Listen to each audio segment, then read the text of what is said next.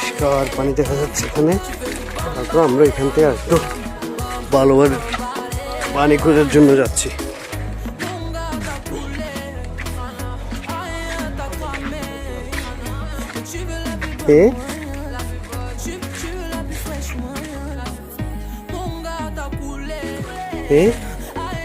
এখান থেকে এখানে পাতা পচা, আরো উপরে যাও, আর একটু উপরে যাও।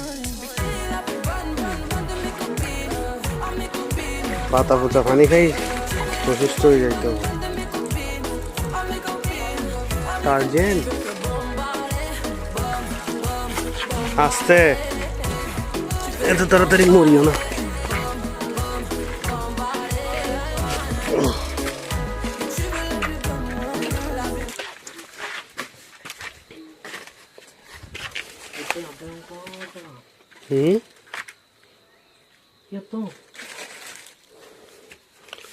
ওইটা কি সাপ নাকি?